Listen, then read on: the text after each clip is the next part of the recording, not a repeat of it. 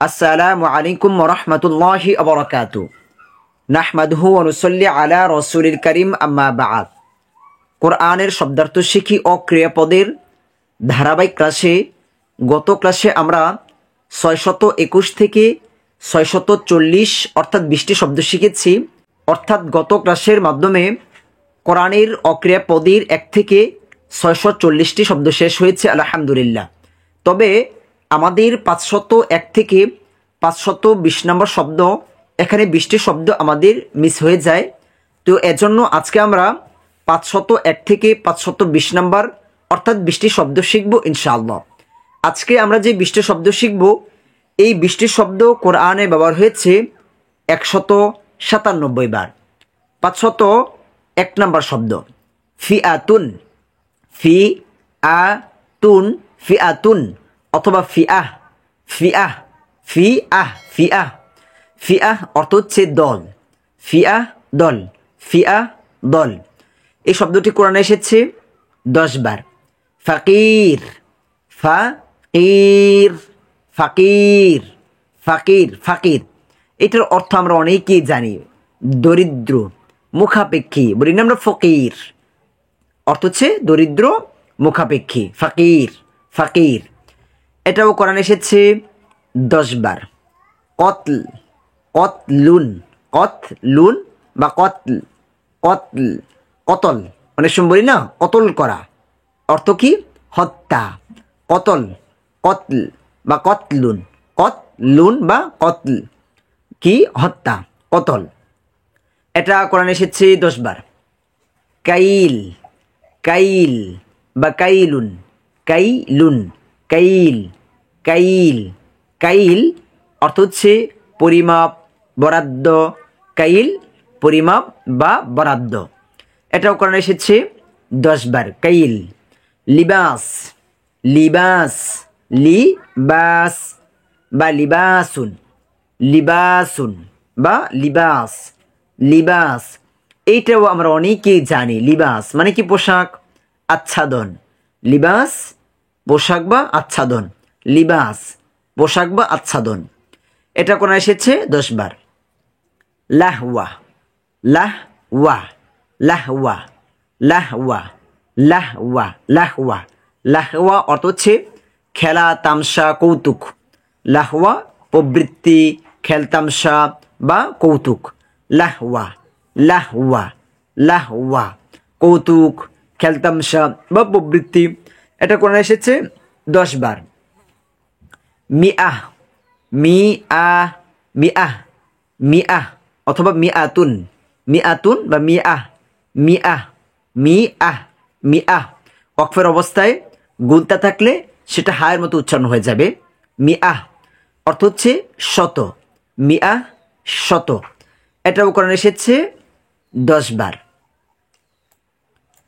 মুহদর, মুহদর, মুহদর, মুহ, মুহ, মুহ। মিমে হাকে ধরবে, নিচে হা রয়েছে। মুহদর, মুহদর, মুহদর অর্থ হচ্ছে উপস্থিত বা বিদ্যমান। মুহদর উপস্থিত বা বিদ্যমান। মুহদর, মুহদর উপস্থিত বা বিদ্যমান। হাজির, বলি না হাজির, হাজির মানে কি? উপস্থিত। এটাও কোরআনে এসেছে 10 বার। মুখতালিফ, মুখতালিফ, মুখতালিফ, মুখতালিফ, মুখতালিফ, মুখতালিফ, মুখতালিফ, মুখতালিফ, মুখতালিফ, মুখতালিফ। মুখতালিফ অর্থ হচ্ছে মতবিরোধকারী বা বিভিন্ন বা বিচিত্র। মুখতালিফ মতবিরোধকারী। ইখতিলাফ, ইখতিলাফ মানে কি? মতবিরোধ। আর মুখতালিফ যিনি মতবিরোধ করে থাকেন, মুখতিলাফ যিনি মতবিরোধ করেন, মতবিরোধকারী। তো এটাও কোরআনে এসেছে 10 বার। মুখতালিফ, মুখতালিফ মতবিরোধকারী, মুখতালিফ মতবিরোধকারী। তারপর হচ্ছে মাদিয়ান, মাদিয়ান, মাদিয়ান, মাদে ইয়ান, মাদিয়ান, মাদিয়ান। এটা মাদিয়ান, এটা কোরআনে 10 বার এসেছে। এটা হচ্ছে একটি স্থানের নাম যেটা আরবের সৌদির পশ্চিম উত্তরে অবস্থিত।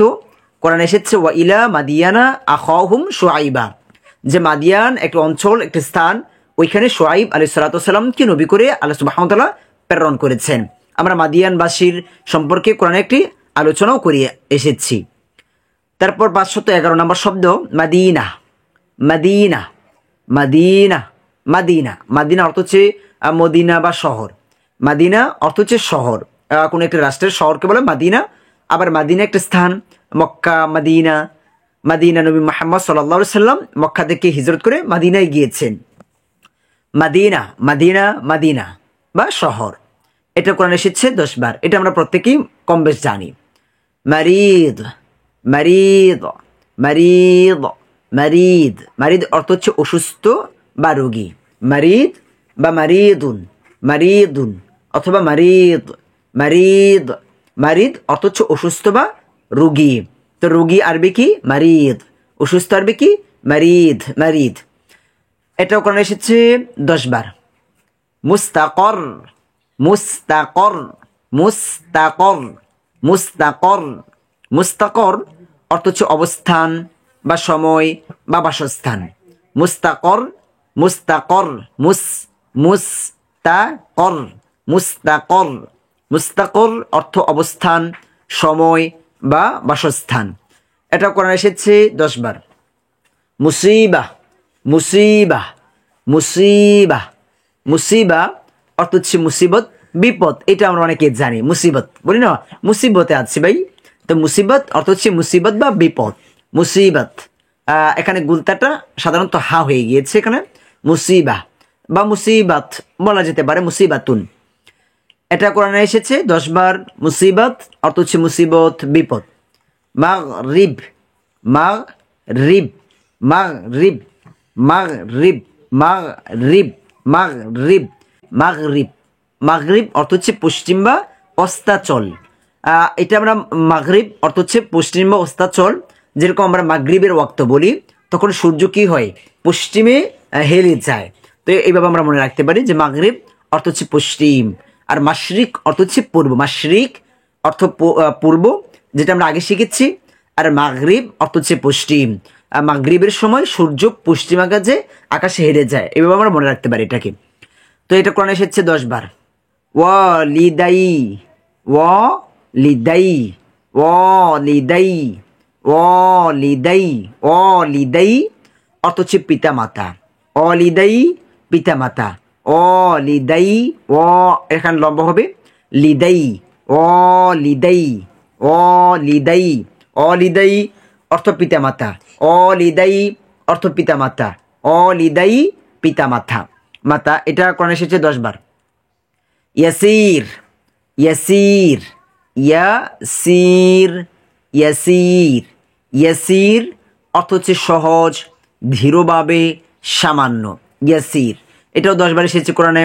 আতি আতি আতি আশা, এটা কোরআনে এসেছে 9 বার। আযান আযান আযান আযান আযান আযান কষ্ট, নির্যাতন। আযান আযান আযান অর্থ হচ্ছে কষ্ট বা নির্যাতন। আযান আযান কষ্ট বা নির্যাতন। এটাও কোরআনে এসেছে 9 বার।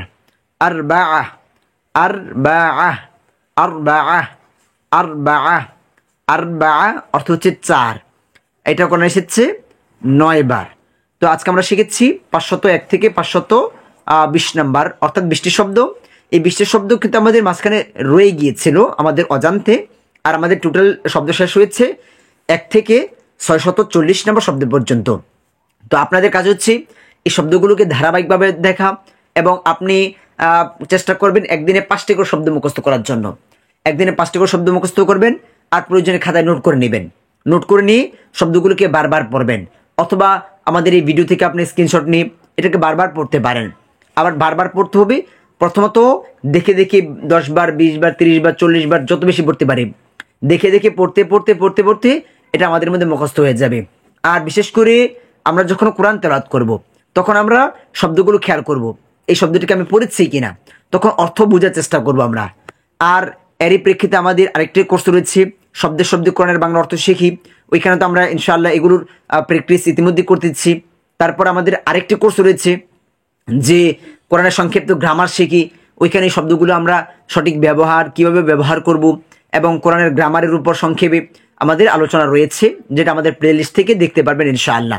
যদি আমাদের এই কোর্সগুলোর আপনারা খুঁজে না পান, তাহলে আমাদের ভিডিওতে দেওয়া হোয়াটসঅ্যাপ নাম্বার আমাদের সাথে যোগাযোগ করবেন, আমরা আপনাদেরকে লিঙ্ক দিয়ে দিব ইনশাআল্লাহ। আর আমাদেরকে যে ভাই বা বোন কমেন্টের মাধ্যমে আমাদেরকে জানিয়েছেন যে আমাদের 501 থেকে 520 নাম্বার শব্দের কাজটি পাচ্ছেন না, আমরা বিশেষ করে আপনাকে ধন্যবাদ জানাচ্ছি। আর না হয় আমাদের এটা মিস হয়ে থাকতো, তো আমরা আলহামদুলিল্লাহ আপনার মাধ্যমে জানতে পেরেছি, আর এর প্রেক্ষিতে বা এর মাধ্যমে অনেকেই শিখতে পারবে, এজন্য আপনাকে বিশেষ করে ধন্যবাদ শুকরিয়া জানাচ্ছি। তো আজকের মতো আমাদের ক্লাস এখানে শেষ হবে। সকলের কাছে দোয়া চাই, সকলের সুস্বাস্থ্য কামনা করি। আসসালামু আলাইকুম ওয়া রাহমাতুল্লাহি ওয়া বারাকাতুহু।